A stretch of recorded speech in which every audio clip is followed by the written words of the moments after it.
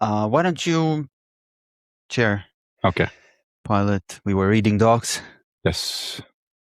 Sharing screen, shared, and we were here.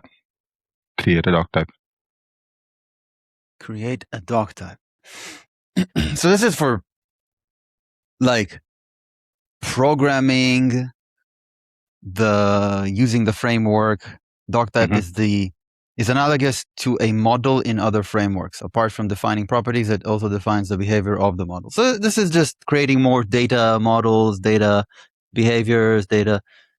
This is really where we don't where we are not interested. We're not developing. Yeah. So this is but it's nice to see these screenshots and like understand how this program works. Doc types, they have fields, they probably have behaviors like, class, what do you call this? Object-oriented programming. Yeah. Classical inheritance.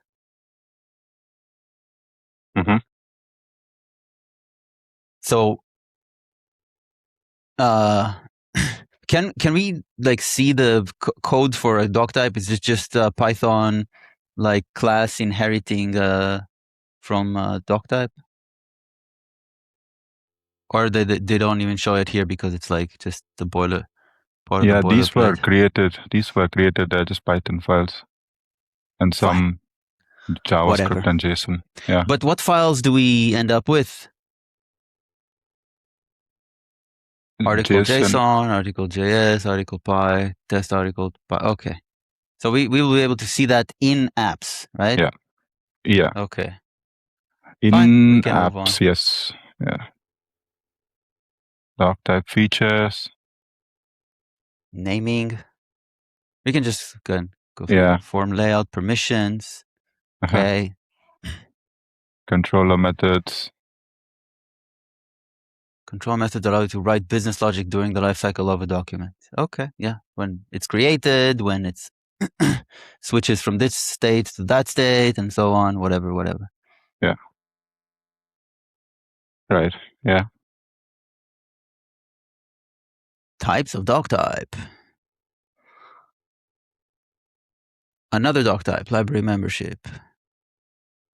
Okay. Whatever. Linked doc types. Submittable doc types. Controller validation. Okay. Library transaction. There's a code snippet there above. Shows class library membership. Check. So when they say doc type, they actually mean document?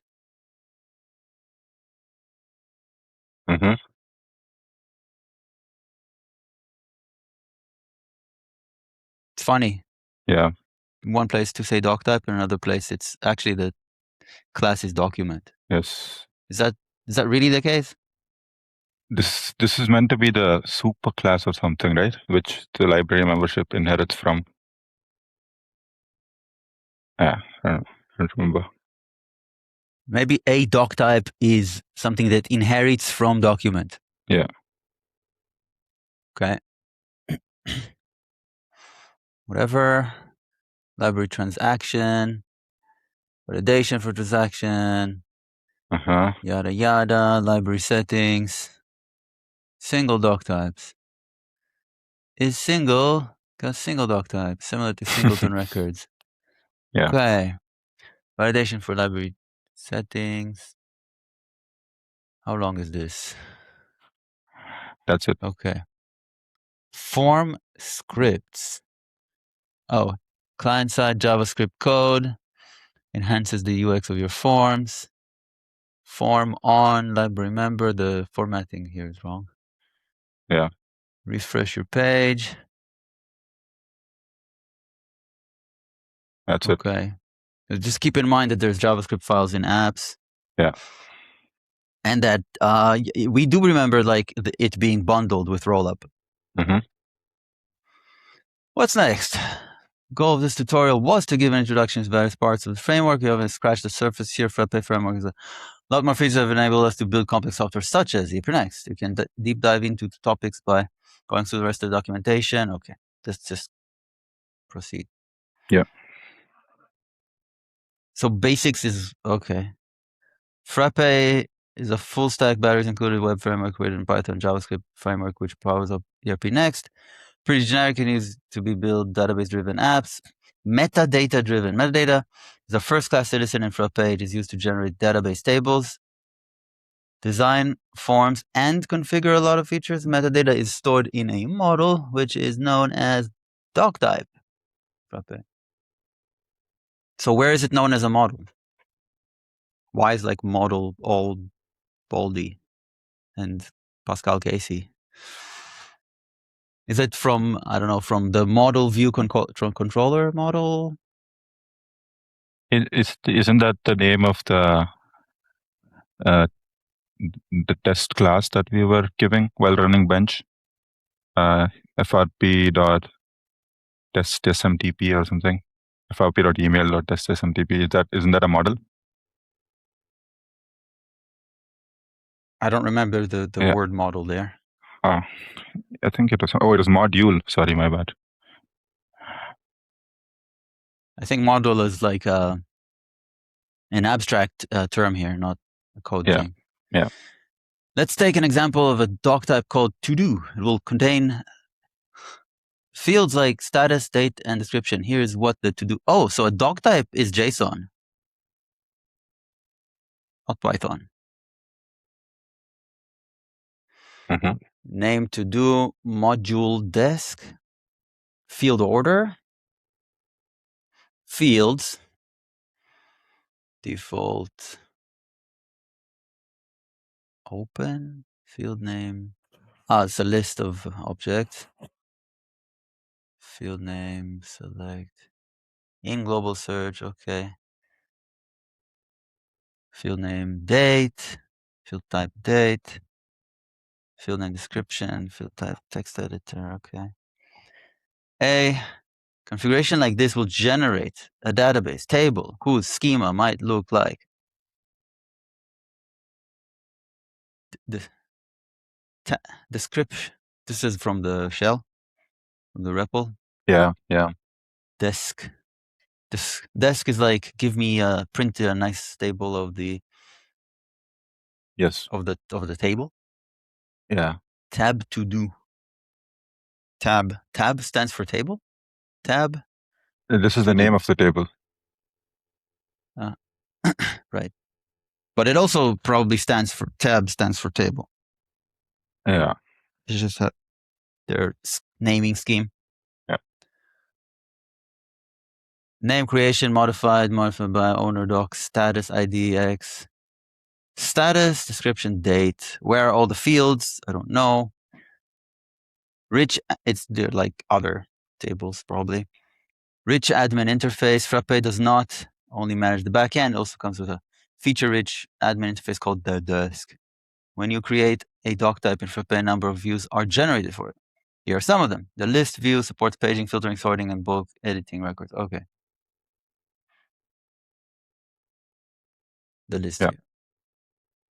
The form view supports file attachments, PDF format, The report builder supports adding columns, grouping, filtering, sorting. Okay. Users, roles, and permissions. Out of the box, a user is someone who can log into the system and perform authorized actions like creating, updating, or deleting records. A role is a mapping of doc type and actions allowed to perform on it. Okay.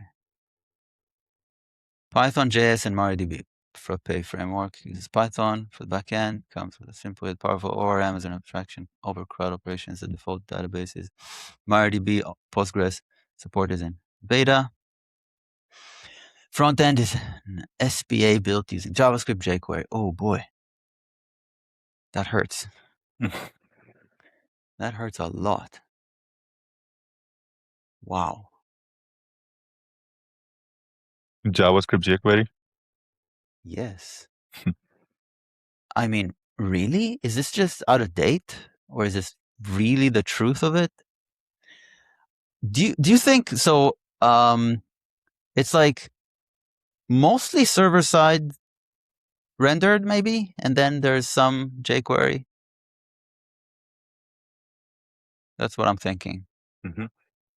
Because you don't make a complex UI with jQuery. Yeah. Okay. Real-time Frappe also supports real-time pub sub events using Node.js and Socket.io. That sounds useful. Frappe publish something client real-time on update publish. Okay. Background jobs. Frappe also supports background job queuing based on Python RQ. Frappe and queue. Frappe job run job arg. Email supports sending and receiving emails, which can also be linked to individual documents. Printing, that's actually important. It supports generating PDF print formats based on Ginger templates. Also comes with a drag and drop print format. Batteries included. Tons of features that are essential to building modern complex app. Only the basic features are introduced here. The rest of the form will cover them. And the rest of this guide will cover them and other advanced features with much finer detail. So make sure to read it all. We will make sure to not read it all.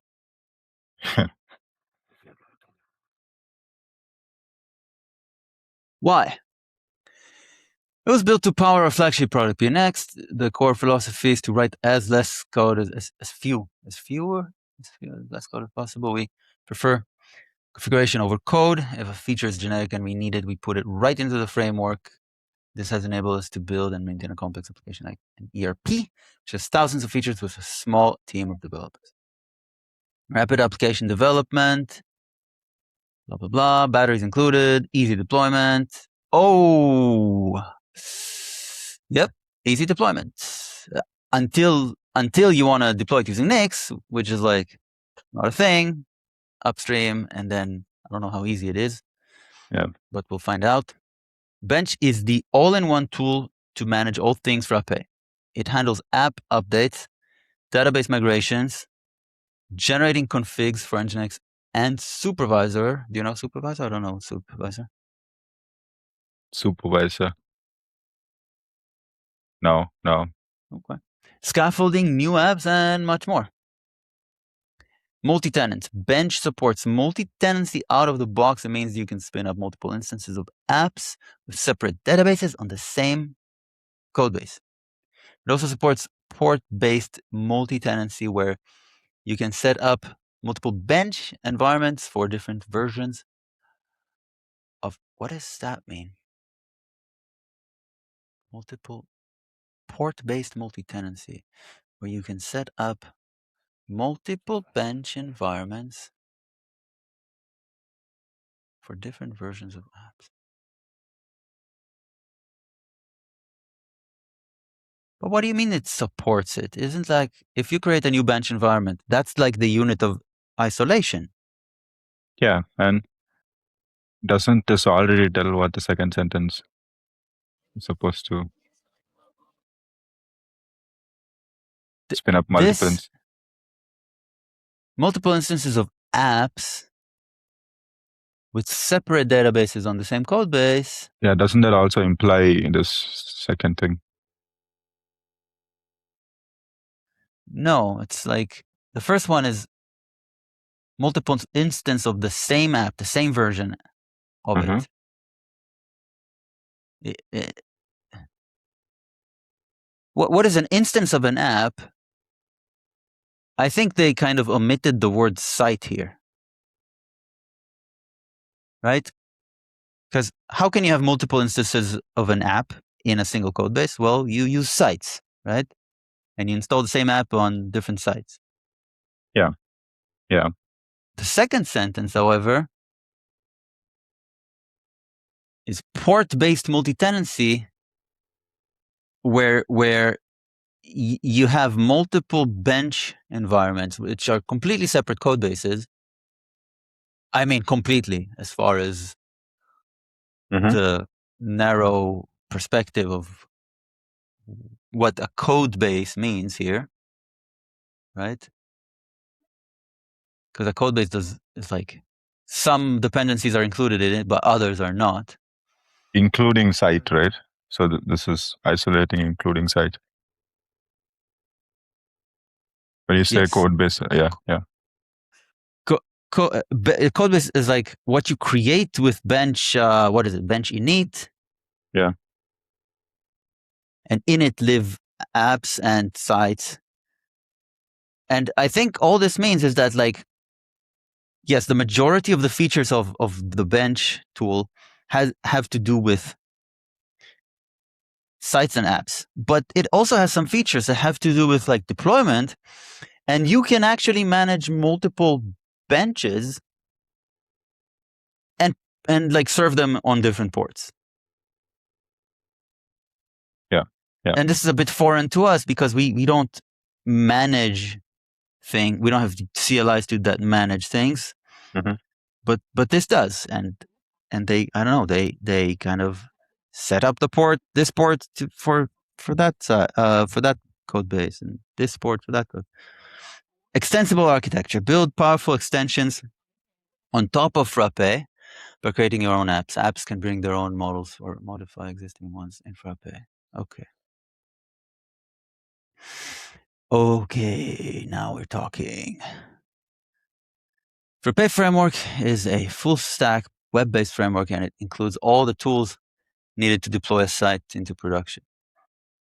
Database, caching, background jobs, real-time notifications, etc., or configured when you set up a Frappe site. Frappe framework is based on Python, so it uses the virtualenv to set up isolated environments for multiple Python versions. You can also use it to deploy sites with different Frappe versions.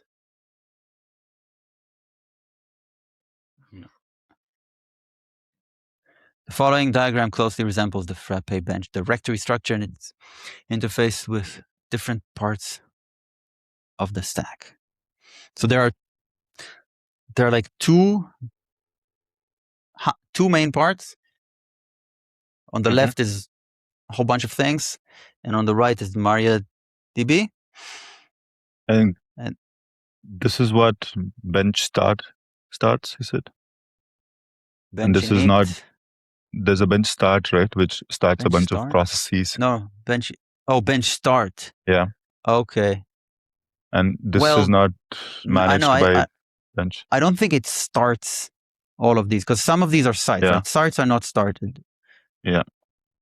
I mean, if it's there, if it's already part of the code base. But they're not processes. It just serves them. It doesn't start them. Yeah. I think maybe the distinction is actually visualized here by like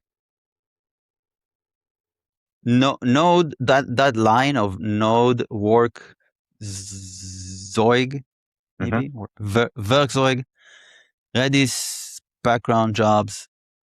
Those seem like processes.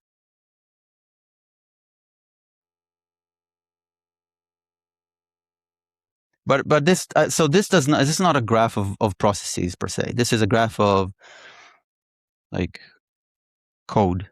Yeah. So on the left there's sites, apps, node Werkzeug, Redis, background jobs, and the Python virtual environment. Architecture. To set up a Frappe base site, you need to first install Bench. If you haven't installed it already, check out the installation page. You can create a new Frappe bench set up by running the following command: bench init. This command will do the following: create a directory called Frappe bench and Frappe bench size, Frappe bench apps within it, set up Python virtual environment under Frappe bench app, create a Frappe bench config folder to store Redis configure Redis specifically. Download Frappe app and pip install it. Install node packages, builds CSS assets. Each Frappe bench setup spawns its own web, Redis, and node processes. Okay.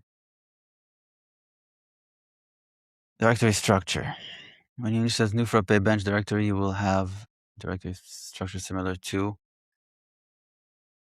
It's mostly broken graph. Yeah. Apps, frappe, config, Redis. This Python environment. Uh-huh. Logs.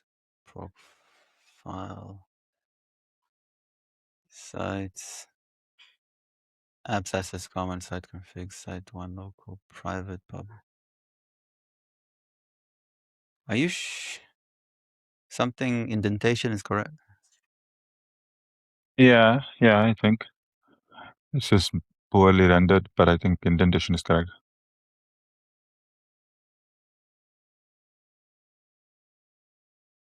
Is site1.local a directory? Yeah, I believe so. And at least from private, that. public, and site config is supposed to be indented under it?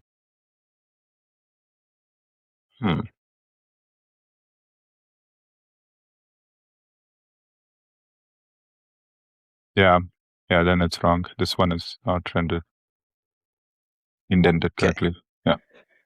Apps, the frappe app and other frappe-based apps live in this directory. When you run the command bench new app name, the app will be bootstrapped in this directory. Your custom apps live here and you are supposed to edit, work with them. Sites are served from this directory. Okay, blah, blah, blah. Logs, dump log files from various processes. Each log file is named based on the process log from.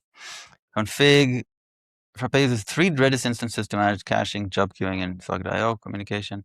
All of those configurations live here. And Python virtual environment live in this directory. Frappe-based apps and Python package dependencies are installed here. Install.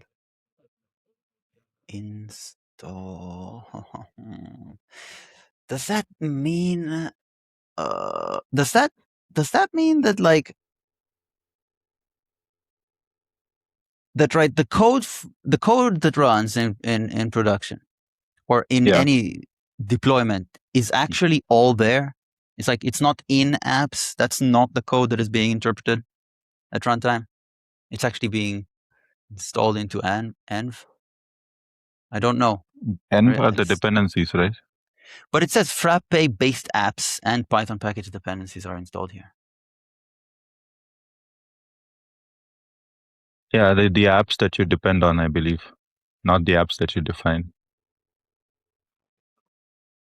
Okay, so you can have local apps and you can have upstream apps.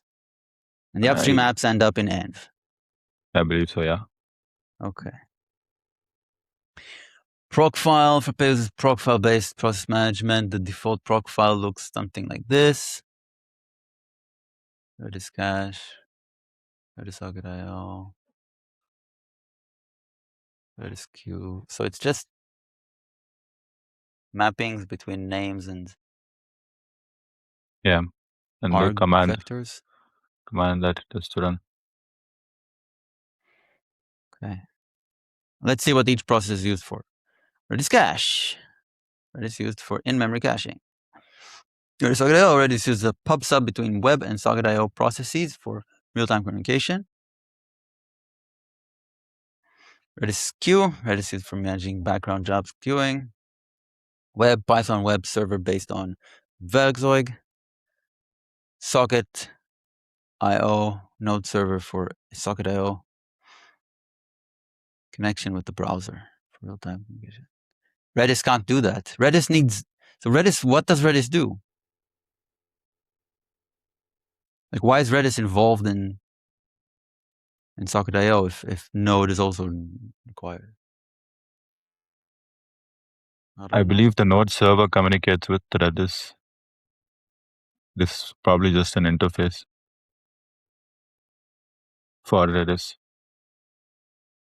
Do you think it's to offload? It's to offload that like communication overhead from Python? Not sure. Because Redis cache is, and Redis queue is like, so it's a means of, it's an optimization. It's like offload this. Yeah, but then also, why didn't they just write this in Python, and why Node? if it were just for,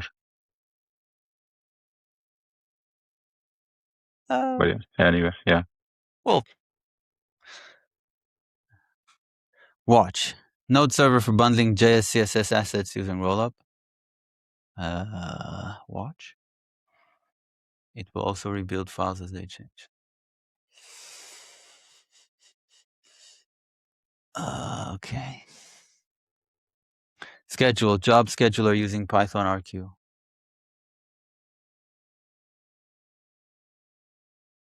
Worker short. We've seen this a lot. Python worker with a short timeout of 300 seconds. Python worker with a long timeout of 1500 seconds. Worker default Python worker with a timeout of 300 seconds, which is the same as short.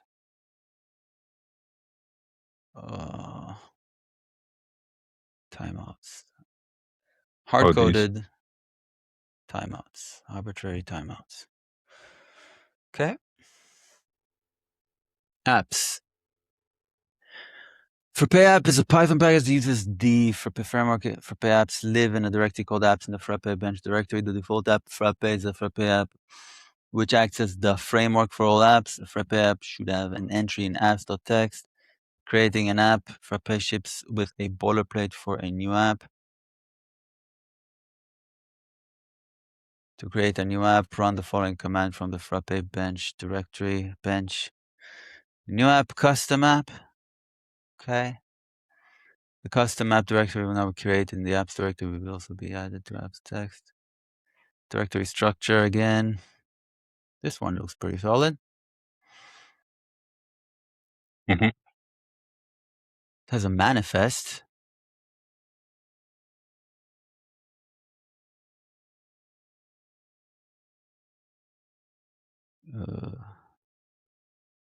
Okay. Requirements text. Oh, that's a Python dependencies thing. Yeah. Dev requirements optional. Maybe for tests. Package JSON. This file is used to keep track of no dependencies. Okay. Custom apps. Custom app. Custom app. This is the directory where the source files are stored. Custom app. Custom app. Oh, that's real. When you create a new app, a module with the same name is also created within the. That's actually just a Python oddity. I recognize this now. I remember this now from Python. It's like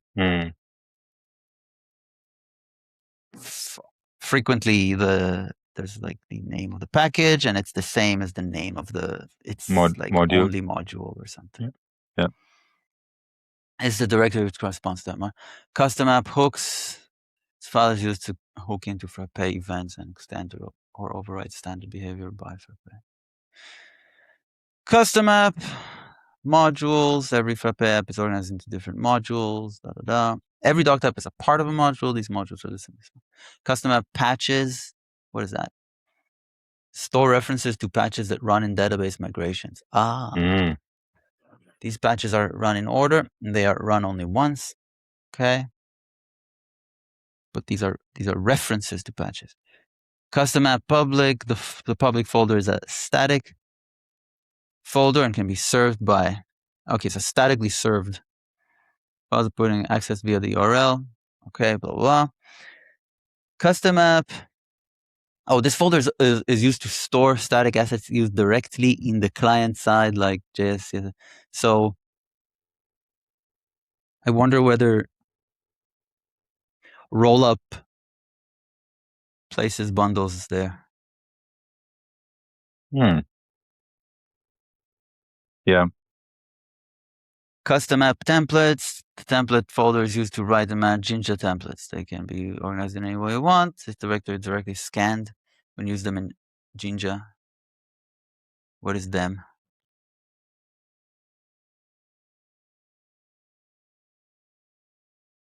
I don't know. The templates that you create. I guess. Okay. In other templates, so you use templates within templates. Yeah. Example, when you include a partial include it will first scan this directory and then fall back to other apps. Custom app, World Wide Web, files in this directory are directly mapped to portal pages and the URLs match the directory structure. What is portal directly mapped to portal pages? So there's a thing called portal pages we don't know. Installing an app into a site. To use an app, it must be installed on a site. Installing an app on a site means creating the models that are bundled with the app into the site, which means creating database tables and sub database. To install an app onto a site, run the following command.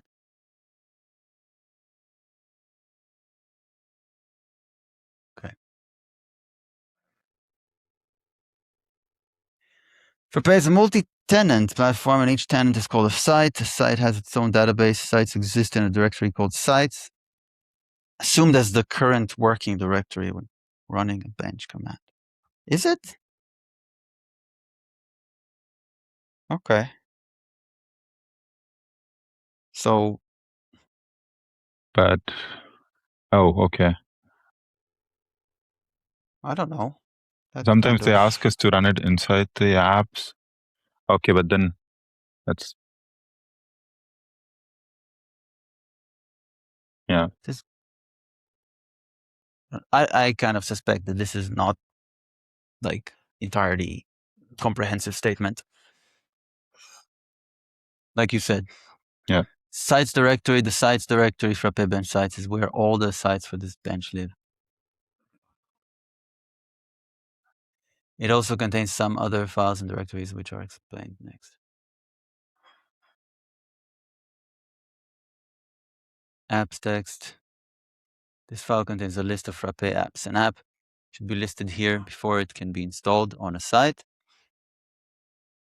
It is added automatically when bench get app command or bench new app. What is get app? Get app? Okay. Get app So is, get yeah. is from some registry? Yeah, I believe. Common site configuration common to all sites can be put in this file and more about site configuration. Assets contain files that are required to be served for the client's browser. These generally include JavaScript, CSS, and image files. This directory is auto-generated using the bench build command. Assets is entirely auto-generated. This directory is served by Nginx in production. Creating a new site. To create a new site, run the following command from the Frappe bench directory. Bench new sites, mysite.localhost. Installing Frappe. Why is it installing Frappe? Updating doc types for Frappe. Updating country info. Schedule is disabled. The mysite.local directory will now be created in the sites directory. Directory structure. Site/mysite.localhost. Locks. Private. Non-breaking space. Backups, files. So private has backups and files.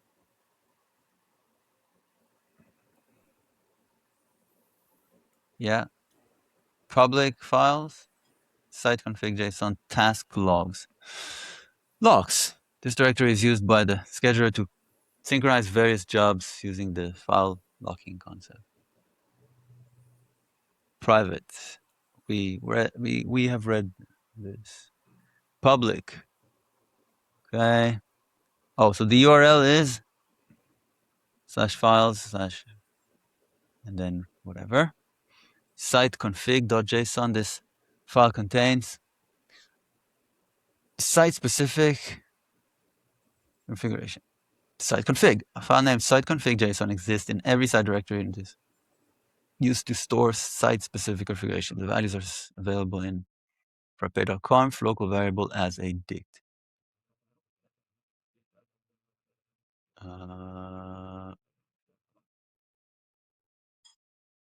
What's is that a local variable? Where? What do you mean local variable?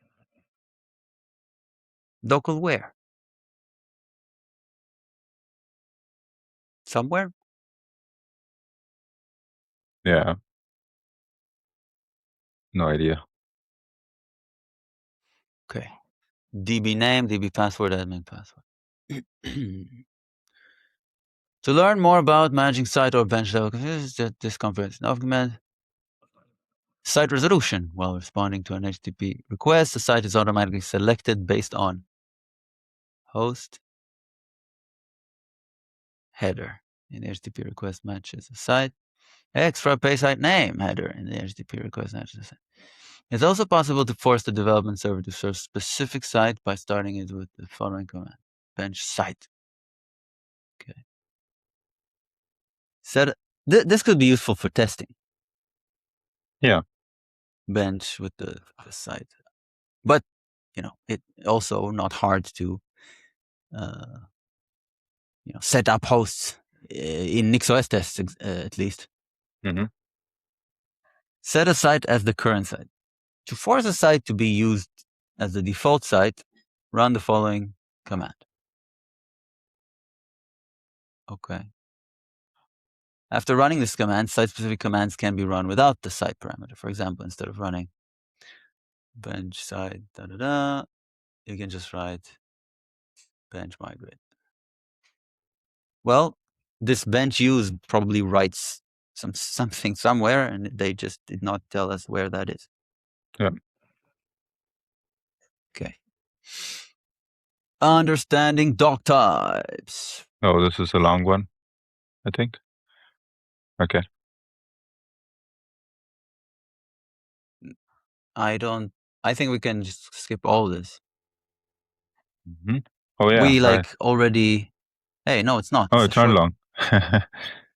But this table of contents. I don't understand. The table of contents actually corresponds with the contents here, or does it take you to another page? Or is it obsolete? Basic doc types. It takes me to another page. Oh. Is that other page? So we were here, and it Uh-huh. took me into this section. Okay. Well, so let's go to users and permissions. Users like- and permissions. It's Oh, after. over here. Yeah, right. Yeah. Frappe comes with the user authentication system and handles user accounts, role-based permissions, cookie-based user sessions. User authentication system in Frappe comes with a lot of features out of the box. User role, doc type permissions, permission level, role permission manager, user permission, restricting views and forms, password hashing, password strength checking, throttling of login attempts, third-party authentication like OAuth, Google, Facebook, etc. User and role. A user record represents an authenticated user who can perform authorized actions in the system, blah, blah, blah. We know what a role is. Doc types have their permissions. Okay. Here are some permission actions. Permission levels can be used to group fields in a document and apply separate roles to each level. Okay, whatever. Let's keep that in mind. Role permissions manager. Role permissions manager is a user tool to manage role permissions. The default set of permissions show up here and can be overridden. User permissions are another set of rules that can be applied per user basis. Okay. So you have roles and you have user specific permissions. Okay. Automatic roles.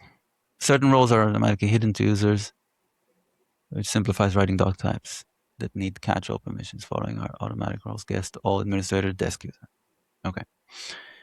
Restricting views and forms.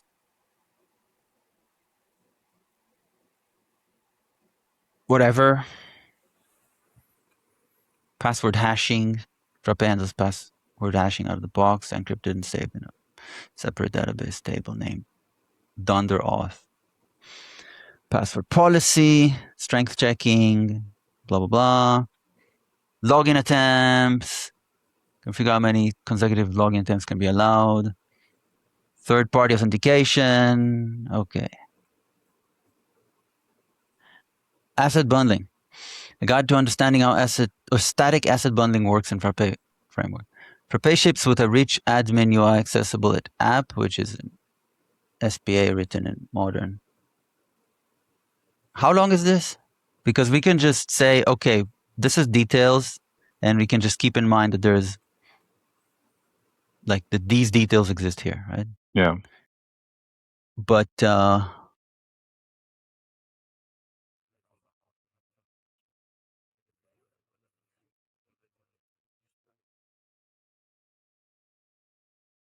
like we also risk forgetting that this exists here, and maybe we should read it. Okay, ready? Okay. A guide to understanding how static asset Frappe ships with a rich admin UI accessible at app, which is an it's an SPA written in modern JavaScript syntax and styling, which is written in Sass, actually, not a server-side rendered with some jQuery, apparently. Mm. These files are not directly understandable by the browser and hence need to be compiled before they are sent to the browser to parse and execute. Frappe ships with an asset bundler that can compile with client-side assets like JS, modern syntax with import and export, DS, Vue, CSS, processed using PostCSS, Sass files with indentation syntax. I never heard of Stylus. And less. Okay, it doesn't mean that Frappe official apps use all this stuff necessarily. It just means that the bundler supports all this. Yeah. These files are compiled to JS or CSS depending on the type sent to the building assets. To compile assets using the asset bundler, you run the following command from the Frappe bench folder. Bench build. Okay. Hopefully it's like comprehensive. I wonder. You can also run it for specific apps by giving it the apps option. Build apps, this app, that app, comma separated. Watch mode. When you're working with bundled files, you need the build command to run every time you make a change to source fast asset. Bundler comes with a watch mode where it will listen to changes in the file system and rebuild whenever a file changes. Running the following command will start a long-term running process that watches your files and rebuilds them as they change. It will log a line with the text compiled changes every time it does a rebuild. Okay. You can also run it for specific apps by giving it the apps option. Starting with version 14, desk will be automatically reloaded if assets get rebuilt in watch mode. This behavior can be toggled by setting the live reload environment variable or changing the value for live reload. Common side config. Bundle files.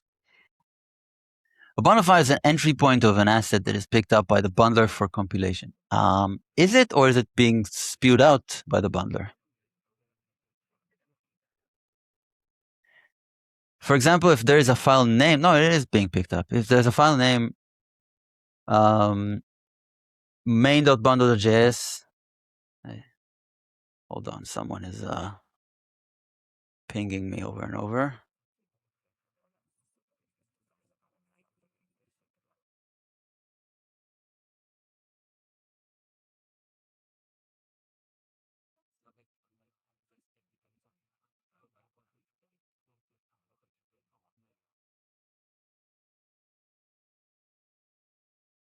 Okay.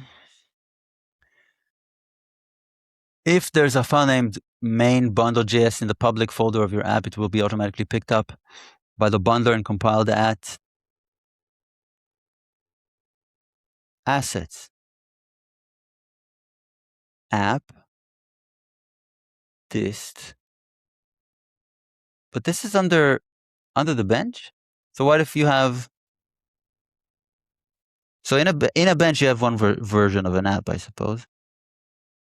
Yeah. dist. So assets app dist.js main bundle.hash.js. A unique hash computed from the contents of the output is also appended to the file name, which is used for cache busting. Similarly, if there's a file named style.bundle.css in the public folder, it will be compiled to assets app this CSS style bundle.css. Notice the extension changed from CSS because browsers can understand CSS. CSS files, but not SAS files. Bundle files can exist at any nesting level in the public folder, but they will always be compiled in either this JS or the CSS, depending upon their type. This means if there's a file at public main, this, and another file at public source main, well, just the compiled output of the latter will override. According to what?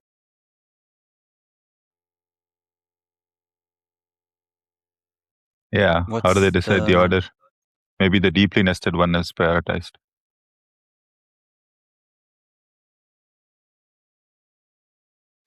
I would assume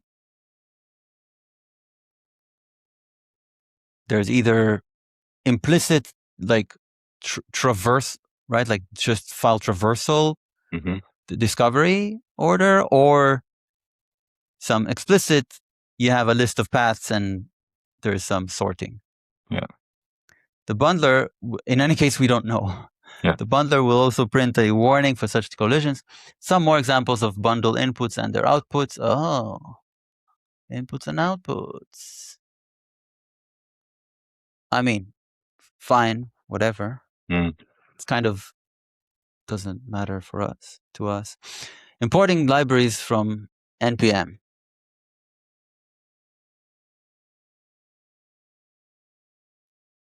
If you are familiar with modern web development, you might need to install third-party libraries from NPM and use it in your project. Let's say you want to use the day.js library for organizing date and time in your app. You first install it using yarn by running the following command from the root of your apps folder.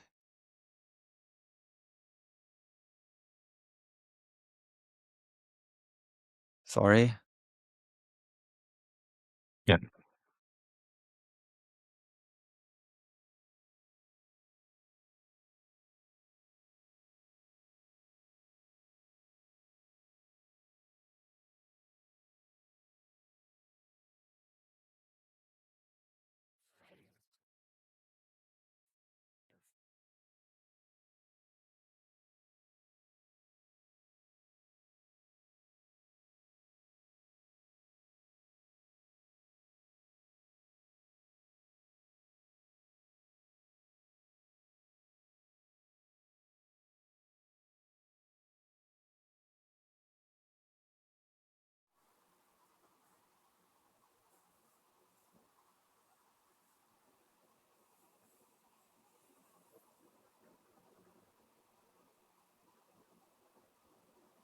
Okay. Where were we? If you're familiar with modern day.js, install it, yarn add. Now you can import it in your source files like so. Import star as day.js from the JS console log day.js. Fine. Including bundled assets in HTML. When a bundle file is compiled, the output file contains a unique hash. So you cannot hard code the path of the file because the next time you make changes to this file, the hash will change. Frappe provides a couple of helpers to do this, including assets in custom HTML files. The Jinja methods include script and include style will output the correct path of the file, including the HTML markup for JS and CSS files respectively. I see. Index HTML rendered.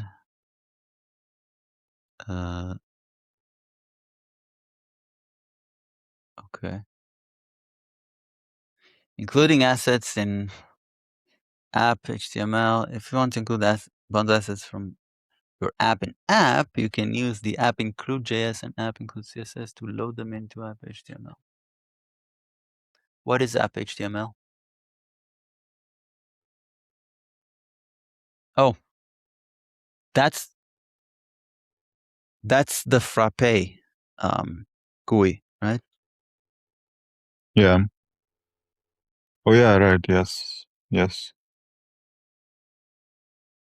So you can, if you really want to, you can include JS and CSS there. Mm-hmm. Can't imagine how much headache this causes them. Get bundled asset path. If for some reason you need only the path of the bundled asset, you can use the bundled asset Jinja method to generate it.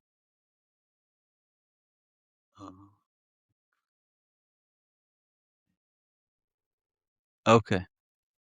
So what we saw earlier is like, it actually generates script tags and style tags. Yeah. Okay. Rendered. Yes. Python API, these APIs are also available in Python. You can import them. Okay, whatever.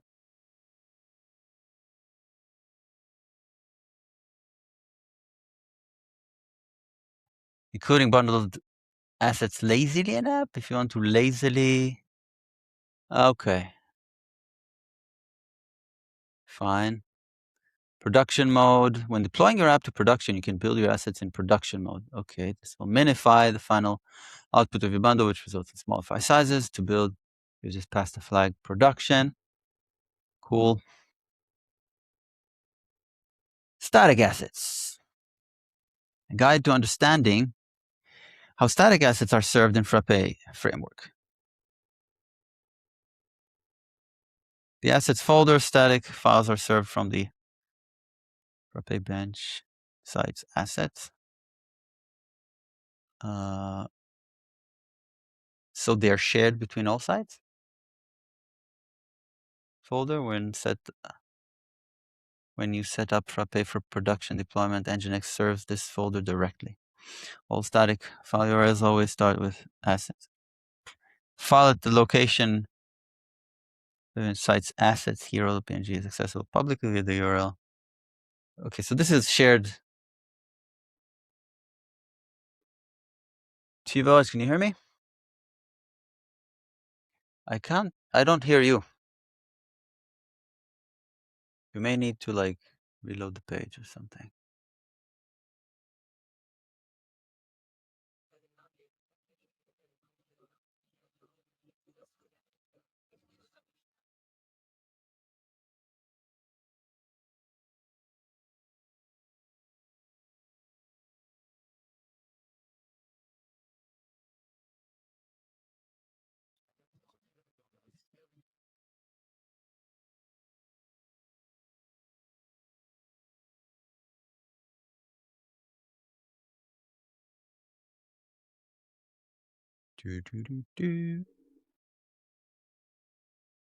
You are audible. Great. Sharing. Great. Yeah. Assets.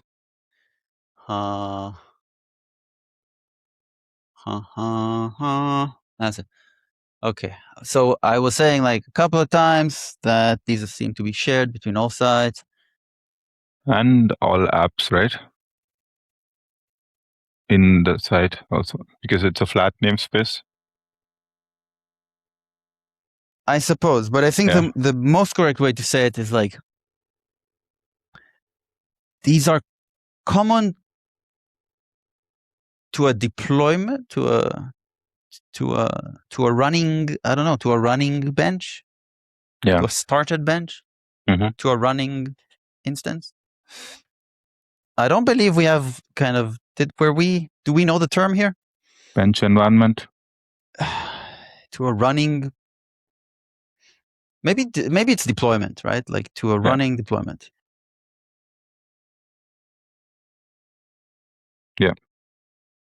But can't that deployment have serve multiple benches in different ports in one deployment? Yeah. And these will not be shared. So these are shared in a bench. Yeah. Okay. The assets are in per bench. The public folder. Every app has its own public folder, which can be used to serve static assets. This folder is symlinked to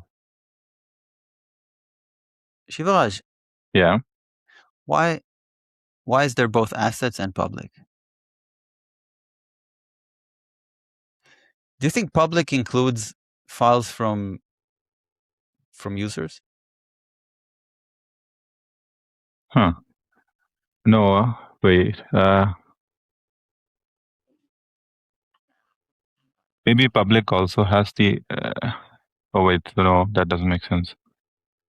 Like, why would a hero.png be in assets and a favicon.png be in public?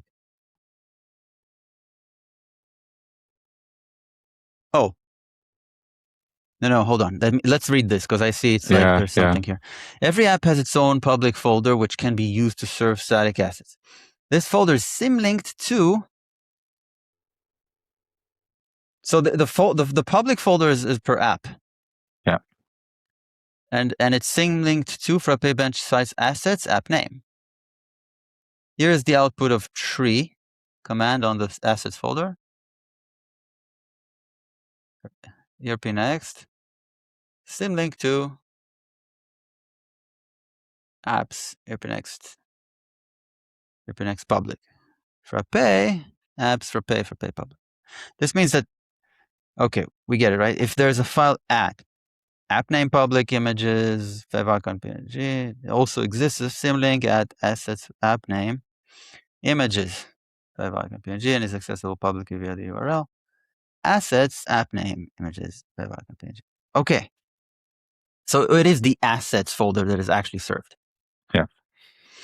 Bundled assets. Bundled assets are generated at assets app name dist.js and assets app name dist CSS, hence they are accessible via the URL assets app name dist.js main bundle hash.js. Site assets. In addition to static files provided by apps, each site can have its own static files that might come from user uploads or site backups.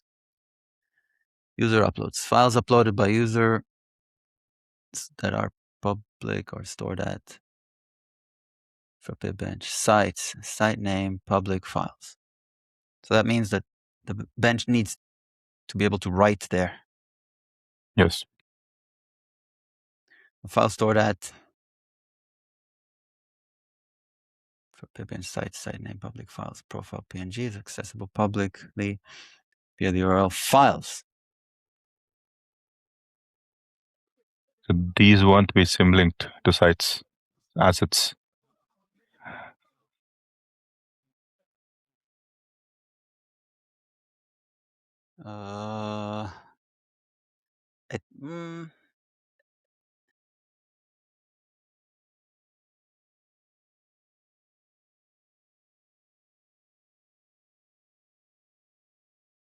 Well,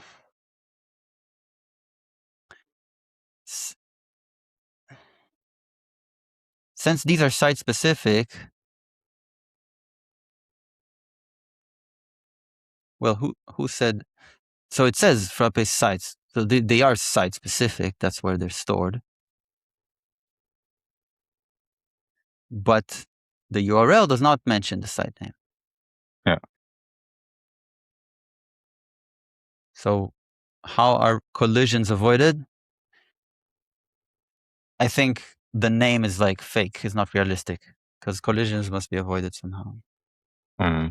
Or, hear me out. Implicit. The host name, like a site must be resolved. Yeah. Via the host name. Yes. So the contents of files depends on the host name. Okay. Yeah. So under site, public files becomes files. Served files. Files uploaded by user that are private are stored at site name private files. Files stored at private files profile PNG accessible via the URL private files profile. Private files are accessible only when the user is authorized to view them. It's odd that the privacy of a file is determined like by folder structure. Yes, I mean, I can understand that some files are like by definition just public. Like I don't know, like maybe the avatar of the user. I don't know, like the profile picture. But whatever. Backups. Any local backups that are generated for the site are stored as frappe bench site name private backups. And then there's the date, timestamp, site name, database, SQL, It is accessible via the URL. And only when the user is authorized to download them. Okay. Here's the output of the ls command. That looks right. Let's go.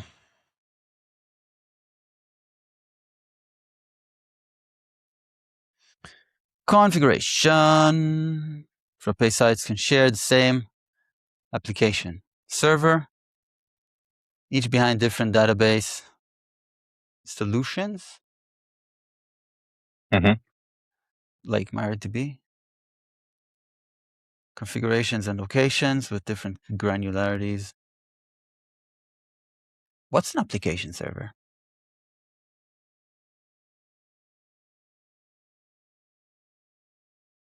Is it that Node app? No. Is it Goodicorn? Yeah. Yeah, yes. Yes, possibly. Configurations and locations with different granularities via the site config in bench. The site config stores all site-related information, from the site's database details to the custom domains that point to it.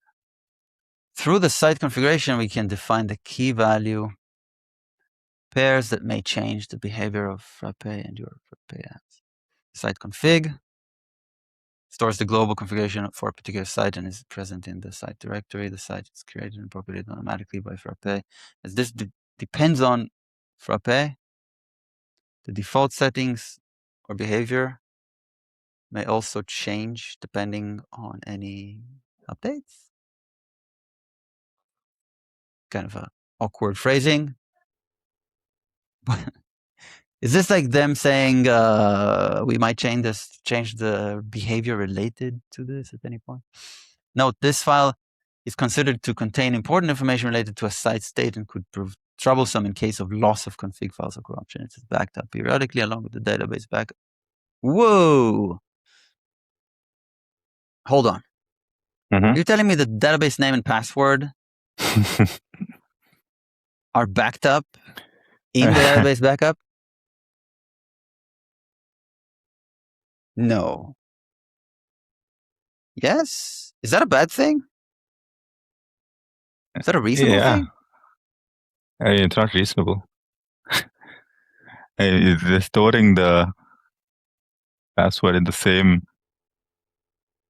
place where they're serving from. That's already bad. Well, let's start with secret in a config file. Yeah.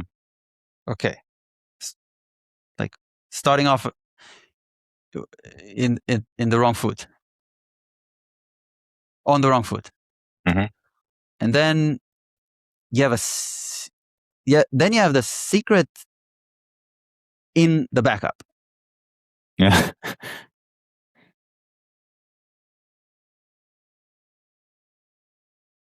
That's strike 2. Yeah. Common site config. Common site config.json stores configuration shared by your bench.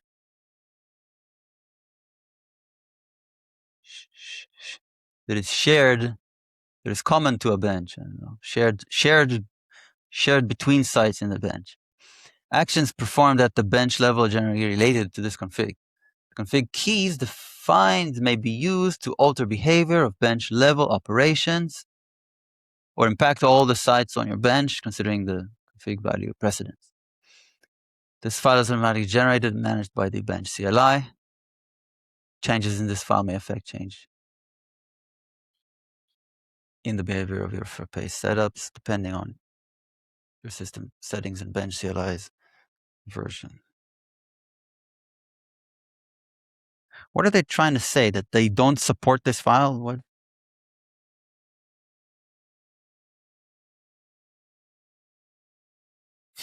Instill a general sense of discomfort in me? Background workers, developer mode, Yeah. DNS multi-tenant, file watcher port for pay user, Gunicorn workers, maintenance mode, pause scheduler, Redis cache. Like, arguably, none of this should be. A file should be just environment variables. Yeah.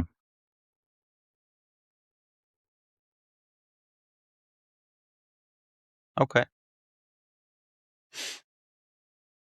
Optional settings. Okay, we don't need to read all this list. Apart from this, you can set any keys you wish to be available for all sites. Config value precedence. The value for a particular key being set in the site config JSON will have precedence over the value defined in the common site config JSON. This means that key values defined in the common config may be used as a fallback in some cases. Imagine you want to enable the Frappe weblogger on all the sites on your bench except one. Okay, we get it, right? Yeah. Similarly, it is possible to, and of course, there's a JSON editing CLI. Similarly, it is possible to have a single application server to support a number of sites, each having a different database solutions provider or location. If you choose to move all the sites on your bench to another database server, the switch may be as little as updating the values in the common site config JSON of your bench. What a marvel of engineering. Standard config keys. These are some of the standard keys utilized by Frappe Framework and Bench.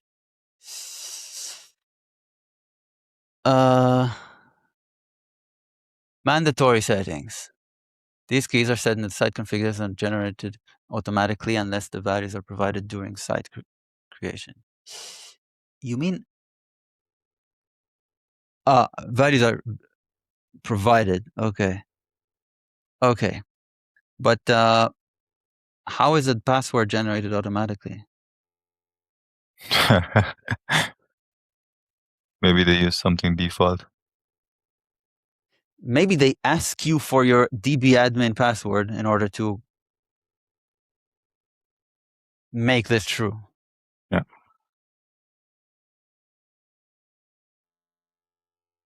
Okay. And optional settings, let's see what we have. We have admin password, allow tests, allow cores. Allow tests is interesting. Allows tests to be run on the site. I think that's what we're doing in the NixOS test. We're doing bench run tests. Run tests, yeah. Allow cores. Allow deferrers, backup encryption key. Data import batch size. DB user. Deny multiple logins. Deny multiple sessions. Developer mode. Disable async. Disable socket IO client. Client stops polling. Disable error snapshot. Disable global search. Disable schedule. Disable session cast. Encryption key. Enable Frappe logger. Error report email. Ignore CSRF. Install apps. Mention the list of apps to install at site restore, reinstall, and on new creations. Host name. Host name. Guide for backup jobs and print. To correctly identify the site URL, the value should include protocol and port, if non-default, without a trailing slash. That's not a host name, though. is it? No, it's the entire. It's a URL. Yeah. But without a path. Yeah. There is no name for this, as far as I can tell. It's like a URL without a path. Yeah. HTTP port. No, there should be a term. Anyway, never mind. HTTP port.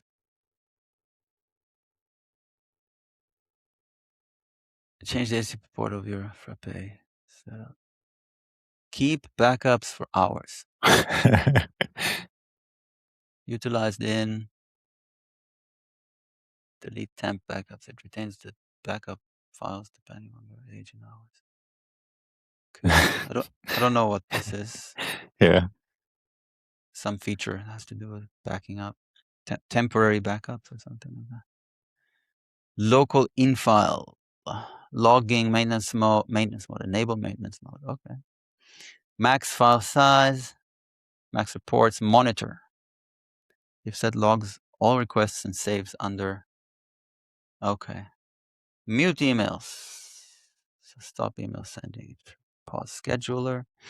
Rate limits. Robots. Text. Root login, root password. Database root name, database root password. Server script enabled. There's a thing called the server script. Skip setup wizard. Oh, that sounds useful for Nix, for automation. Socket.io backend. Specify Socket.io backend server. Oh, Node default or Python. They have a Python one. Socket.io port. Specify Socket.io port. Web server port. Fallback for config HTTP. App include JS. Inject JavaScript library by URL and app. Must be a list of absolute URLs. Include CSS, disable transaction log. For sales invoice. Oh, this is for. It's mentioned as an ERP next regional feature. Maybe it's for cooking the books. Yeah. Easier. Remote database host settings. To connect to a remote database server using SSL, you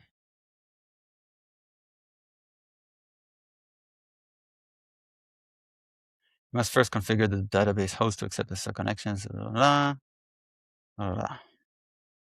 Okay. Fine. Whatever. Yeah. Replica read-only database host settings. What is replica? It's a MariaDB and a replica setup. Yeah. Okay. Not our concern, I suppose. Default outgoing email settings, whatever. Bench configuration. Our concern. These configurations are utilized by the bench CLI and may be set differently for each bench on your system through the common site configuration. Restart supervisor on update. On bench, what's a bench update? We don't know. Release bench, if set, the current bench will be treated purely as a tool for performing releases. What does the restart system D mean on bench? Yeah, anyway. Restart. Yeah, they mean restart some unit, right? Yeah, because you don't just restart system D, right?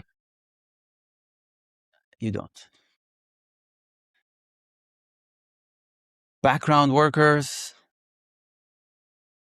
DNS. So you see the background workers, maybe we can use it for parallel tests instead of multiple runners. Background jobs. Yeah. You know how like when we see someone else's code, right? Existing code, and we like as long as it's a person's code, there was intention behind it. Yeah. And and when we, in the case that we don't understand what the intention was, we need to always like consider the possibility that it was written under some false assumption. Yeah. Right. Like you remember that run parallel tests invocation with those, like how many, I don't know, whatever it was, units of parallelization. Build nodes or something. Right. Like it was kind of predicated on the number of nodes in the NixOS test network, which kind of didn't make sense to us. Yeah. Because how the heck can it, like, what's the connection between these? How can it control multiple them? I don't get it. So, like, yeah, well, maybe it doesn't. Maybe it's wrong. Maybe it's just wrong. Maybe they're under some false assumption that that's how it would work. But actually, the unit on which it can be spread across is these background workers. And that's what they were trying to do. Yeah.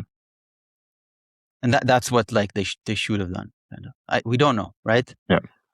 Like, what sounds more reasonable, more likely? Doesn't this sound a bit more likely? Yeah, it does.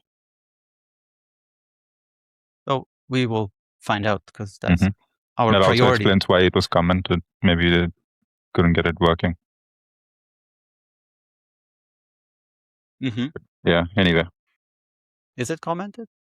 The runner B and C were commented. Oh, yeah, right. DNS multi-tenant. If set turns on DNS multi-tenancy for bench. Okay, used during Nginx configuration. Okay, I mean, of course, Nginx is the thing that receives the header for the host, and then, but I'm not sure what it does, because it all goes to a specific to one port, right? So yeah. Eventually, the Python server also needs to know which site it's serving, right? Yeah. So and Nginx doesn't deal with DNS, why? Right? Because I don't know. It can, right? It can. It's quite flexible and can it itself can let's say you configure it as a static file server. You can say, if the request host is this, then serve the files in this directory, and if they're a different host name, then you serve the files from this other directory. You can do that. Yeah. Okay. But I think frappe HTTP server needs to do that part. But so I don't know what it means for the Nginx configuration file. Maybe it's just, hey, Nginx, by the way, this is a list of host names that we allow, and others just, I don't know, just like deny there's like 404 of them or something. Yeah. Does that make sense? Yeah. Okay. File watcher port. Also in this conversation is that, like, we haven't had the discussion of, okay, this is what bench does. Which parts are like not compatible? Which parts are we going to have to re-implement in Nixlang? Right? Yeah. And this kind of seems like one of it, right? Anything that has to do with config file generation, if it's entirely self-contained and needs no other facts from Nix, then okay, maybe we can let bench generate and whatever, and it just works, and we put it in the right place, and it works. But many things we're going to have to, and hopefully frappix does most of these things already. Yeah. DNS multi-tenant, file watcher port. Mm-hmm. What is that?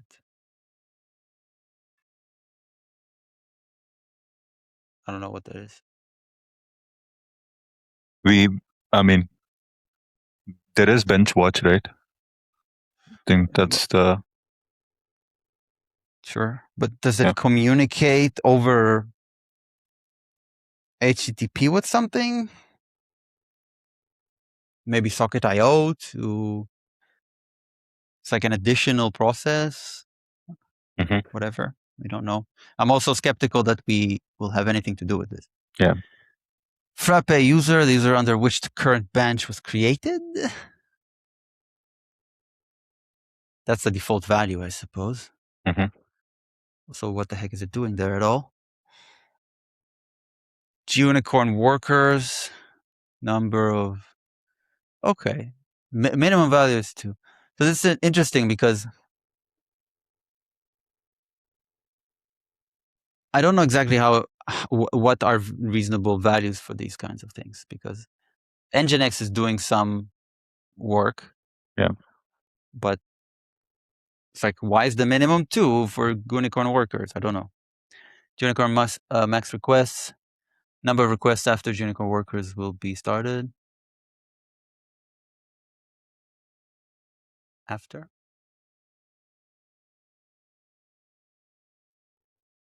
Number of requests after unicorn. After which?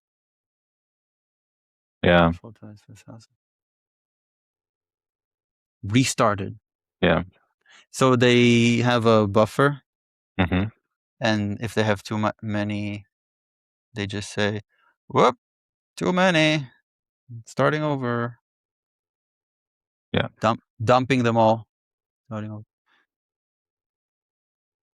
Maintenance mode, if set takes sites offline and stops all backend processes. Pause scheduler, if set pauses the scheduler for the specified sites. Redis cache, port. Redis queue port. Redis Socket.io port. Scheduler tick interval. Job schedule runs a loop and queues all scheduled jobs pending execution once every scheduled tick interval seconds. This makes it possible to set the minimum frequency for scheduling jobs. Defaults to 60 seconds.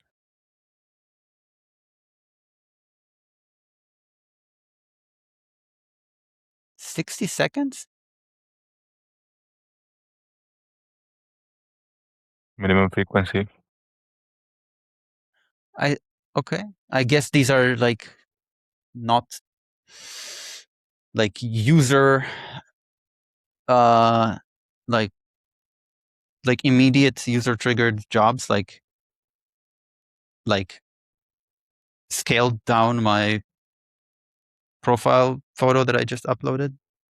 Yeah. Socket.io port, web server port, live reload, integrations. Some third-party integrations may require lower level configurations you may want to define for all the sites on your bench. For service provider, for better to define these config settings for integrations via this. What? I lost it somewhere. Like, I don't understand. What's a third-party integration? Yeah. Maybe Okay, this is per integration stuff. I see. Yeah. It's okay. Fine. Sandbox. Dropbox. Paybox. And other box. Yeah. Externally extending config. Sometimes people may not want to have the values for configs like DB password directly hard-coded in the site config JSON. Wow. Mm. Okay. Shall we withdraw strike 2? Or was it strike 1? It's strike 1. In this case, after the site is set up normally, You can install a custom app that is allowed to extend the site configuration by returning a dict of whatever values you wish to append override. The app can fetch these however desired, but something with very low latency is preferred, as it'll have to run for every request to the site. It'll have to run What? for every request to the What? site. It can be configured as such to be done after initial site setup plus installation of app. Every request? That's insane. Well, that's kind of how. Like, why isn't it lazy? Like, why? It's like it's simply because this config object, right, Mhm. is just made available in the environment of every request. Yeah. You need to populate it, and it's Mhm. not lazy. Like a lazy API for this would have made more sense. Yeah.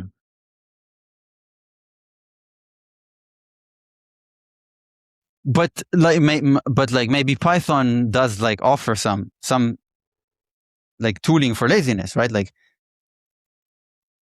if this value could be some Python thing that is simply not really initialized, right? Mhm. Lazily initialized value, then maybe we can, get away with it. Yeah. But this is all considered like we didn't yet even examine what frappix has in place. Yeah. But it's important to it's good to keep in mind like what frappe offers. And maybe reading environment variable is like just it's like a almost a non-action. I don't know. It's like a memory access thing.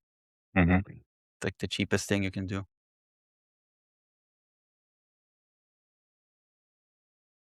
Yeah. Perhaps. Yeah, you see, they are functions. Like you see the get password. Uh-huh. So it is a function, right? Yeah. Okay. Overriding from environment. Certain config values can be overridden via environment variables. Priority is environment, site config, default value. Okay, so some of them. Okay. I think we can subtract half a strike. Yeah. Audit trail. A tool for viewing the changes made to a submittable doc type across multiple amended versions. In a case where a submittable document is canceled and amended, tracking changes made to the document becomes difficult using the version doc type since the name of the document changes. Audit trail can be used to view all, at most 5 previously amended versions of a submittable doc type. Try to explain that to your,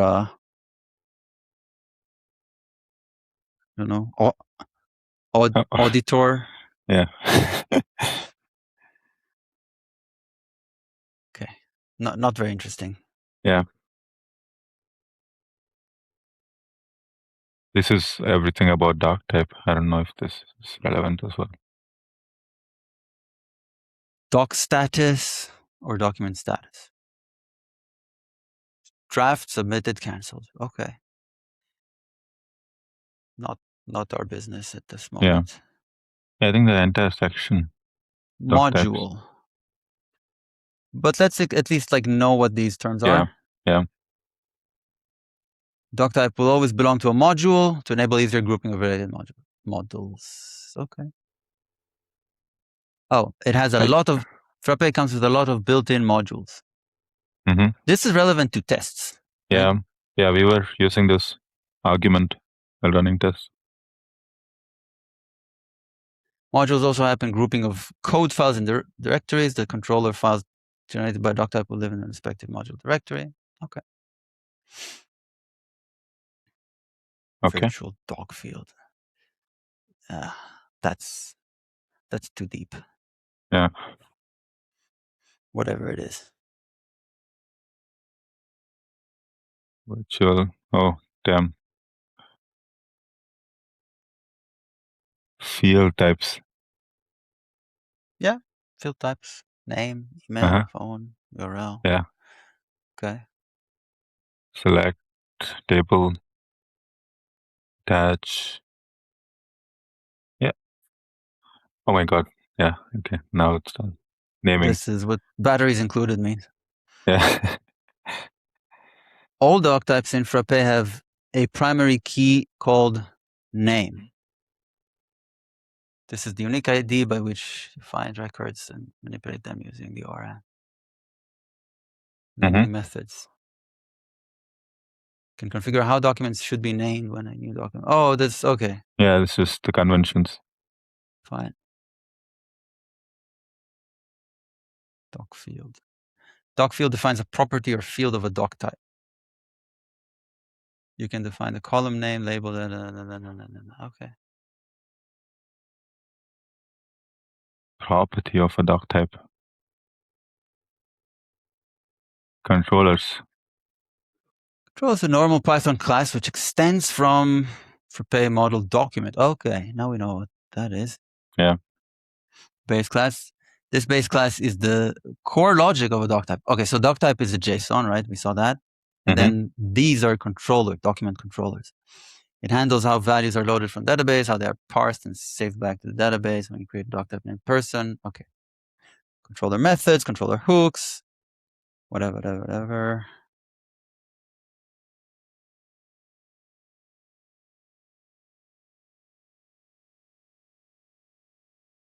Create a document.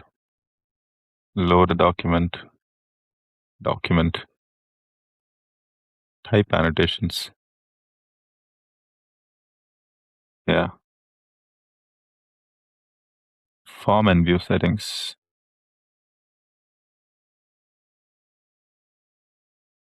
This is also not interesting. Yeah. Child table doc type.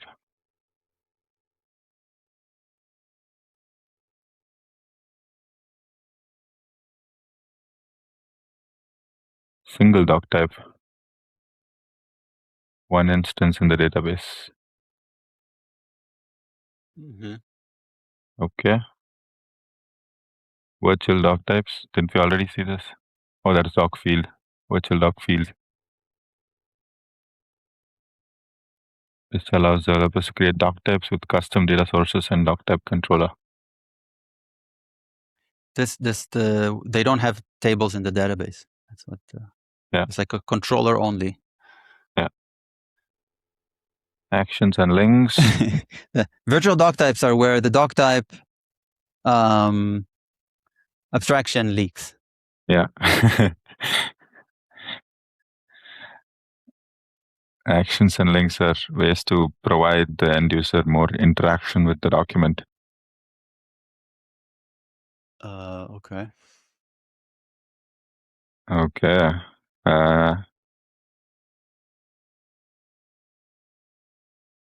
Sure. Customizing doc types. If you're using the same application for multiple sites, each site may want specific customization on top of the doc type. Ouch. You have a customer doc type. Yeah. Yeah. Customize form. Data masking. In Frappe framework, permissions can be applied It's to an control. experimental feature. Oh, yeah, we can skip then. Permission types. From 16 or onwards. It's not relevant to us. We use 15. Doc type layout. Form views. Huh? Yeah. Breadcrumb navigation. Allow and submit.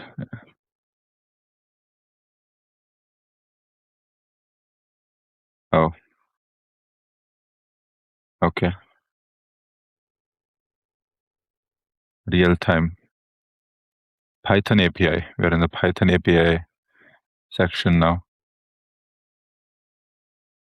Okay.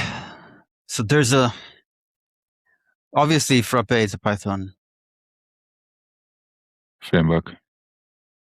So at some point, you're going to find the API docs. Yeah. And I suppose this is it. Uh-huh. I think much of it is actually the doc type stuff, but Yeah. and the controller.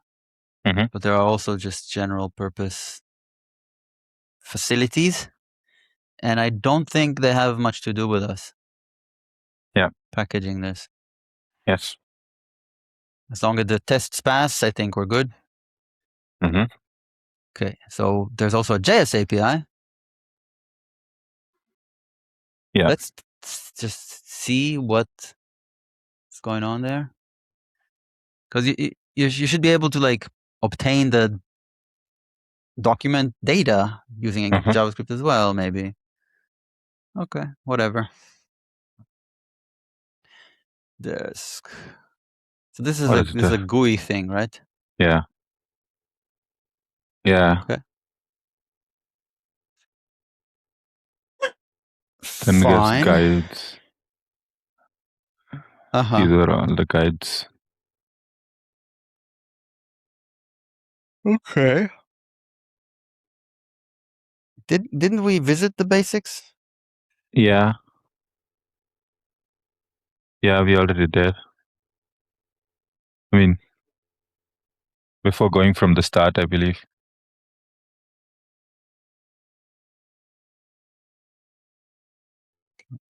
But again, these are guides and like. Yeah. So what is app development deployment? That sounds important. Deployment.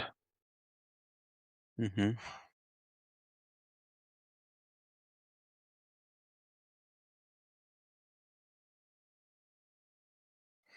What's the package? Packages are lightweight apps that you can directly build from the framework UI. A package is very much like an app and a collection of module diffs. You can make apps directly. Wait. You can make apps directly from the framework UI without using the command line, using doctype, server script, web page, etc. High quality apps can be built from the framework directly. These apps can be bundled in a package and then imported to other sites. This is like visual programming. Yeah.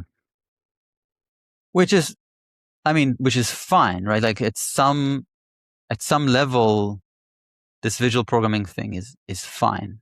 Mm.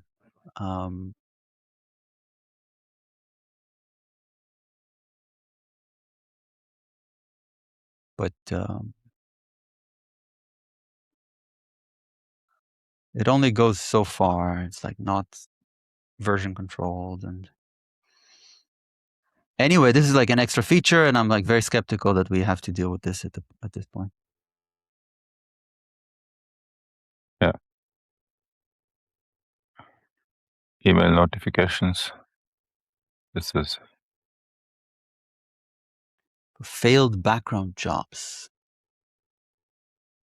That sounds and like an optional extra feature, because if you're, you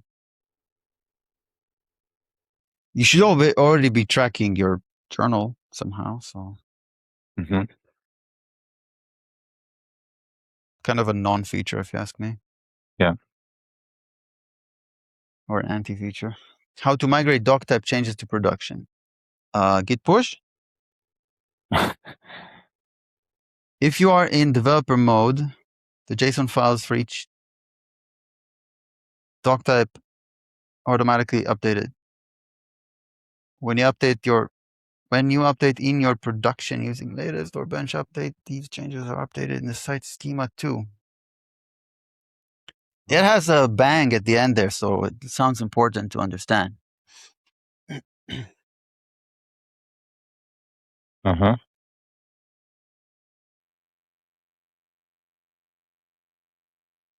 What do you mean by update? Where is it getting fetched from?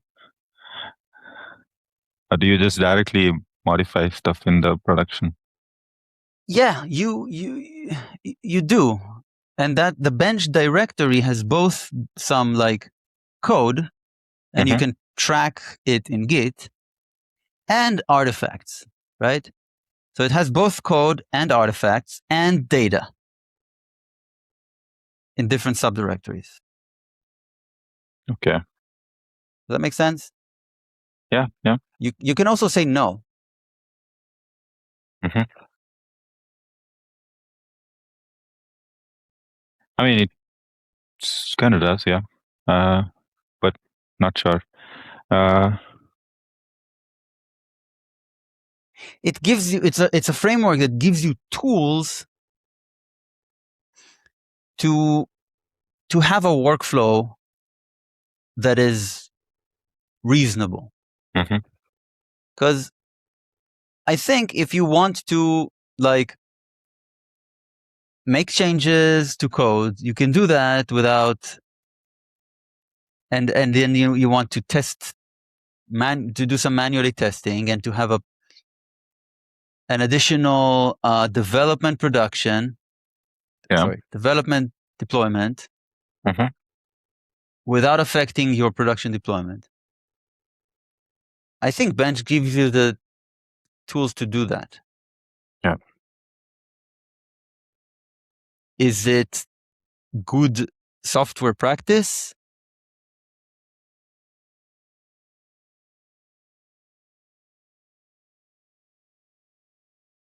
I don't know. Absolutely not. Yeah.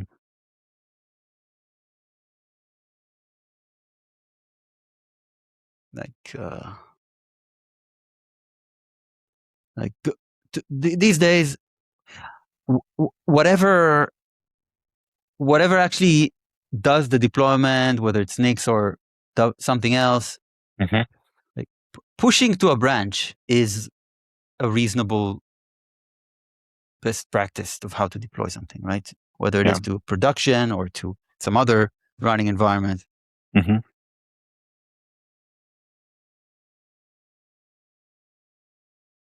Like just, I don't know, like, am I missing something, or is like your development, like you should never execute commands in a current working directory that has user data, like those public and private files directories, right? Mm-hmm. And I don't know whether,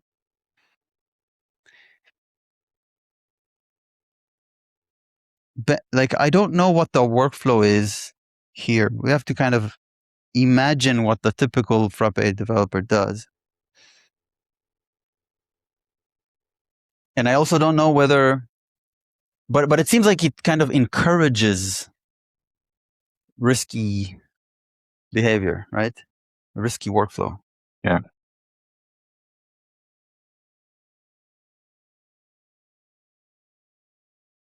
Okay. So there's a developer, like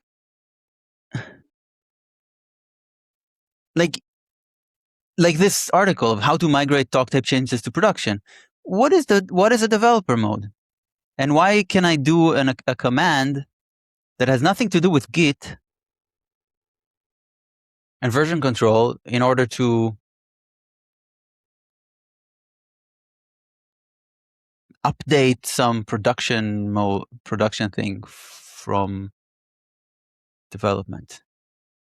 Like there's a whole missing workflow here. Yeah. Permissions do not get updated because the user may have changed them.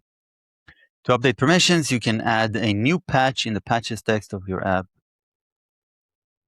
I don't know. I kind of feel like ignoring this. I don't know what this means. Yeah. Bench update. Latest. Okay. We'll just Let's keep in mind that we're in this world. Mm-hmm. Migrations. Project often undergoes changes related to database schema during the course of the may also be required to patch existing data. Frappe bundles tools to handle these scenarios. When you pull updates from any frappe app, including frappe, you should run bench migrate to apply schema changes, data migrations, if any.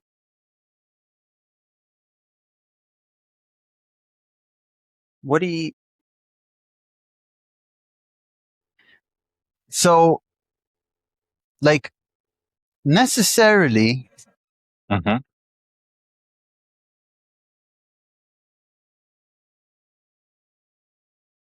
there is a bench.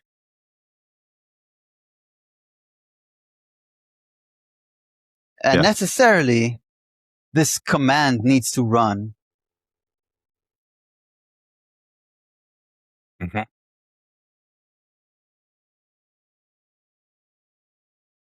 It doesn't just, the app doesn't just start and sees, hey, my tables are out of date, and I have these migrations available to me, so I'll just apply them.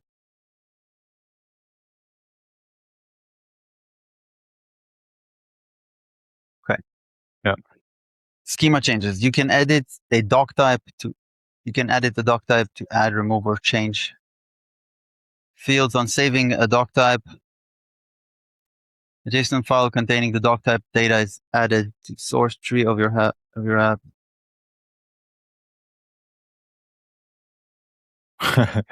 What?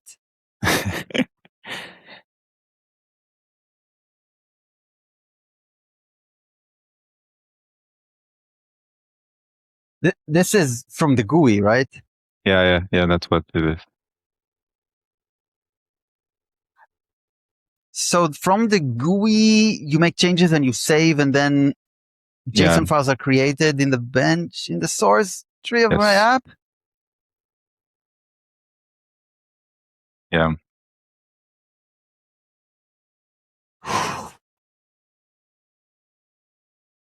What do you mean?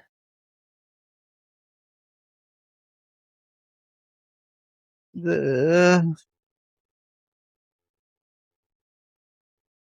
is like paradigm breaking, right? An app is changing its source code from its GUI. Yeah. Not just data, source code. When you add an app to a site, the doc types are installed using this JSON file. For making schema changes, it's required to set developer mode in the configuration.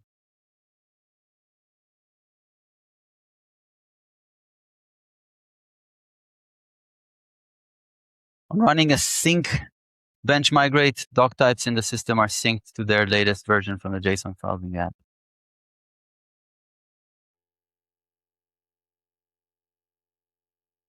So they have two environments. And when you run bench migrate, it syncs there whatever edits you've made to the production.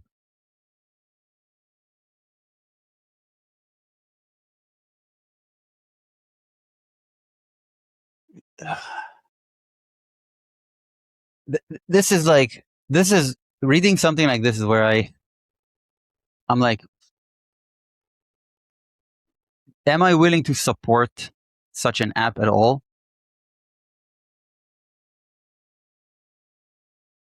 How do you even reason about an app that changes its own source code? Yeah. Even without nicks. Right? Yeah. Let alone that. It's like, how can we fit this in our mental model? No, code is behavior, and data can also define behavior, and runtime can change data, and therefore change behavior. But now you're telling me that runtime can change code, but and what, that applies immediately? I don't. It applies when you run bench migrate. It applies when supposedly. you. So what is the point? Yeah.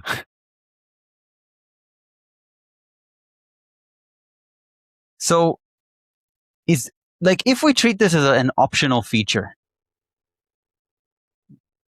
right?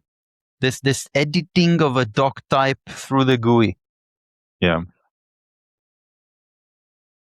It exists in the framework, but like we don't have to support it. Maybe we can even disable it. Yeah, I didn't see a configuration to disable editing doc type. Well, this is Python, so Yeah. monkey patch pretty much anything. Yeah. Okay, just keep this in mind that Okay. Yeah. such a thing exists. Uh-huh.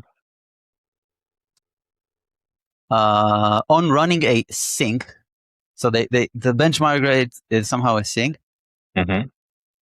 Doc types in the system are synced to their latest version from the JSON files in the app.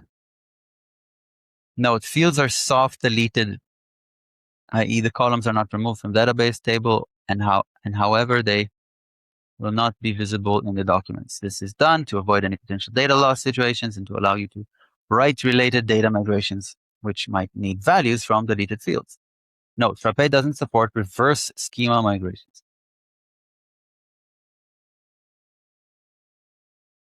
No backward Again, from the start of this, compatibility. you can edit a doc type to add, remove, or change fields. On saving a doc type, a JSON file containing the doc type data is added to source tree of your app. When you add an app to a site, the doc types are installed using this JSON file. For making schema changes, it's required to set developer mode in the configuration. Okay, so all of this is predicated on developer mode being on, right? Yeah. Fine. Let's just say developer mode is a bad idea. You don't do this. You edit the JSON file if you're really a developer. Okay? Yeah. Yeah. Data migrations. On introducing data-related changes, you might want to run one-off scripts to change existing data to match the expectation as per new code. To add the data migration to your code, you will have to write an execute function with Python module and add it to patches text of your app. Alternatively, you can create a new patch interactively by using following command. Bench create patch. Select app. Provide the doc type name on which this patch will apply. Describe what this patch does. Provide file name for this patch. Did they write this interactive script for themselves? Patch folder created. It's recommended to make a file with a patch number and name in its path and add it to a package directory. Your app, you can then add a line with dotted path to the patch module. To patches of text. The directory structure followed in Frappe is below Frappe patches. That seems wrong. This 4_0 probably and my awesome patch are probably under patches. Yeah. The patch can be added to patches.txt or by adding a line like frappe.patches.40. There we go. With my awesome patch. Metadata, i.e., okay, whatever. Doc type available in the execute function will be the latest as per JSON files in the apps. However, you will not be able to access metadata of any previous states of the system. Okay. One-off Python statements, you can also add one-off Python statements in patches using the syntax execute Python statement, whatever. Note all lines patches to be unique. If you run a line twice, you can make it unique by adding a distinct comment. Okay, for example. Okay. Okay. How to enable social logins. This is I think we can just skip not, this for yeah. now. Then we have guides, reports, and printing. Uh, not Yeah, not relevant. interesting. Hotel development.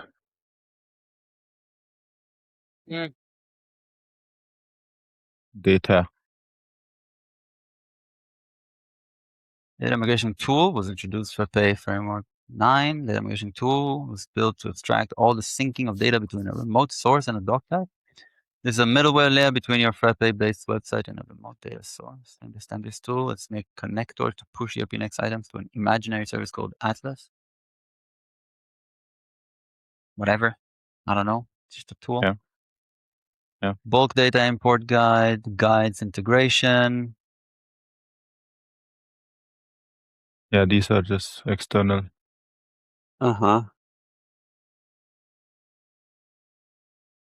Integration, REST API.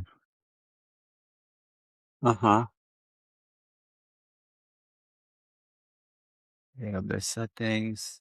What's in database settings?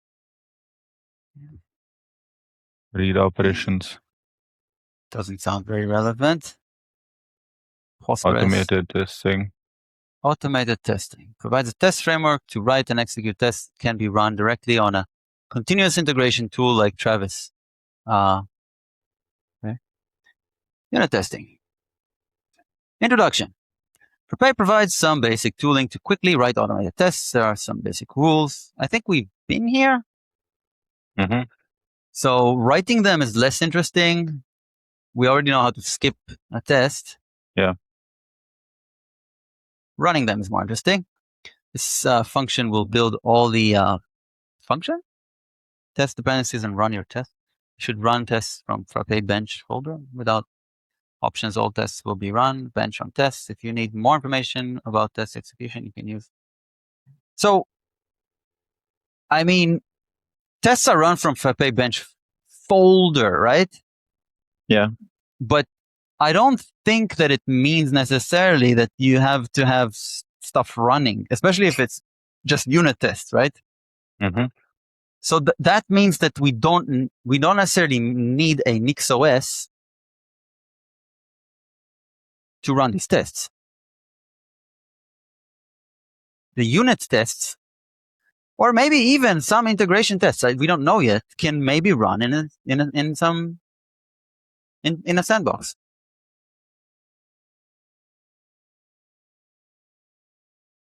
Yeah. Maybe, but then, okay. What are you thinking? I was thinking if it bench run test involves starting the bench as well, which will mean that you will be starting the unicorn and all of that. Maybe it does that. Maybe it does that if they're not already running. Who knows? Yeah, because they do a lot of implicit stuff here already. And at least at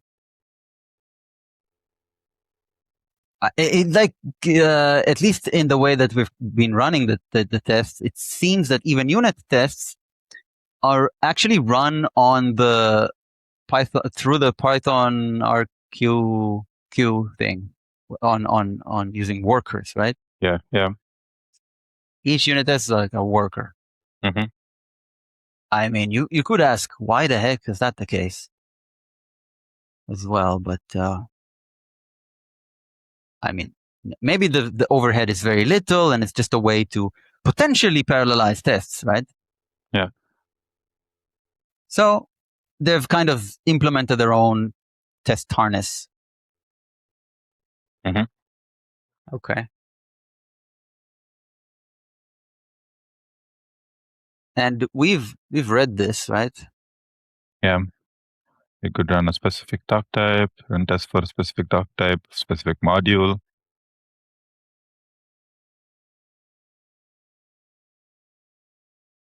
Profile. What is profile? Oh, it's just Mm-hmm. Gives you a breakdown, some sort of a Mm-hmm. yeah. Might be useful when we kind of want, like, maybe optimize tests running somehow. Running tests without creating fixtures or before tests. Hook, frappe test case. Inheriting is, okay. Fine, whatever. Database, a new database transaction started before test case begins and rolled back after tests are finished. So definitely a database for some of these tests. Mm-hmm. But I don't know that like which ones. Maybe integration tests. Maybe this is integration tests. Maybe unit tests don't have this. Yeah. Because if we can just run a big set of unit tests earlier on, then we just don't need to run them in the NixOS. And that's, it's better, right? Like it's more granular. Do they have a distinction of what is unit tests and what are integration? Yes, categories. Test categories. Did the word category appear here? Oh yeah. No, not here though. Not here? No. Well, the next chapter is UI integration testing. Mm-hmm. You can write integration tests using Cypress. It's a Node.js. These take a long time to run. Yeah. Doesn't rely on Selenium. Selenium also takes awfully long. Yeah. Okay, that's nothing about category. Yeah.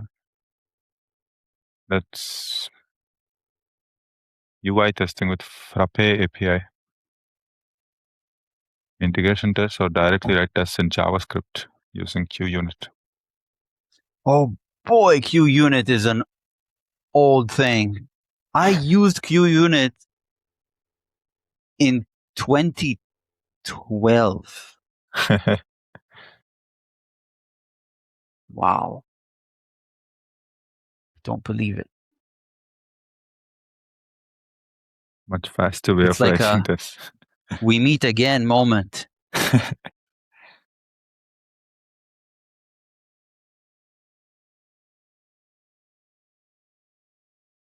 Yeah, just run a running test, debugging test, running all UI tests, test/UI.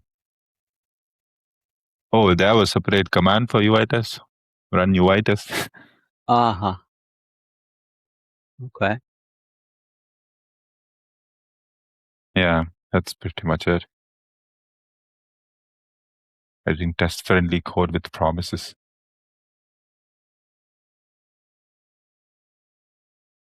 Test-friendly code. Desk scripting. I don't know. This is UI. I think not relevant. Guides desk. Desk workspace. Desk reports. Portal. Well, we're at time. Yeah. So. Okay. Where we just finished the part about testing. Yeah. About writing and running tests. Mm-hmm. But it's incomplete.